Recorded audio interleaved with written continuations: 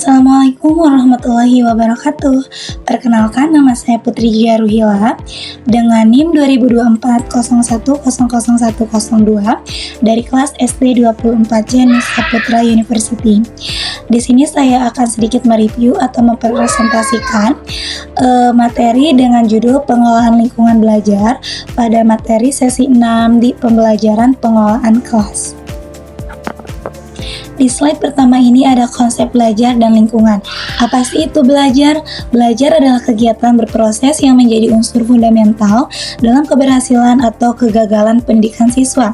Sedangkan lingkungan sesuai di luar diri peserta didik yang mempengaruhi perkembangannya, seperti gedung sekolah, perpustakaan, museum, hingga lingkungan rumah. Lingkungan yang buruk membuat siswa mustahil bisa belajar dengan baik. Tanpa lingkungan, pendidikan tidak dapat berlangsung. Menurut Huta Barat, lingkungan belajar terdiri dari lingkungan alami, suhu, kelembapan, dan lingkungan sosial manusia. Nah, yang selanjutnya kita memasuki slide kedua.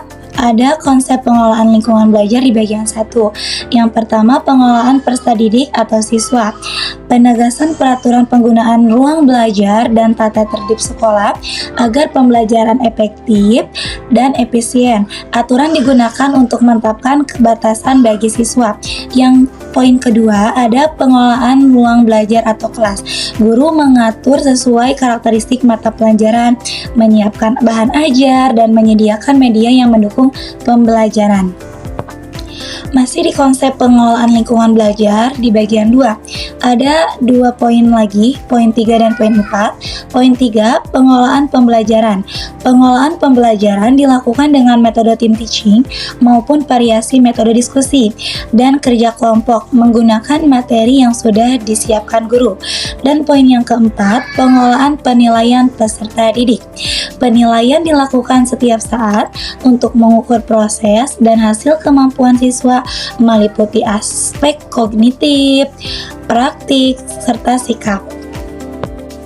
Dan di slide selanjutnya di sini bisa lihat ada tujuan umum pengelolaan kelas.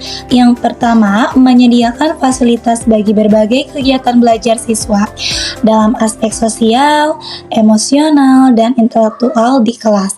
Dan yang kedua, menciptakan suasana disiplin, perkembangan sikap, serta apresiasi siswa agar mereka dapat belajar dan bekerja dengan puas.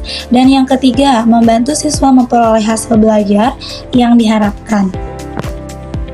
Di slide terakhir ini, kita akan membahas tentang urgensi manajemen kelas bagi guru. Menurut Ari Kunto, manajemen kelas bertujuan agar anak dapat bekerja tertib sehingga tujuan pengajaran tercapai secara efektif dan efisien. Tingkah laku siswa selalu berubah dari hari ke hari. Kondisi optimal tercapai jika guru mampu mengendalikan situasi dengan menyenangkan. Guru tidak cukup hanya menguasai kurikulum dan metode, tetapi wajib menguasai kiat manajemen kelas untuk menciptakan iklim belajar yang aktif, kreatif, efektif, dan menyenangkan, atau bisa disebut juga dengan pakem.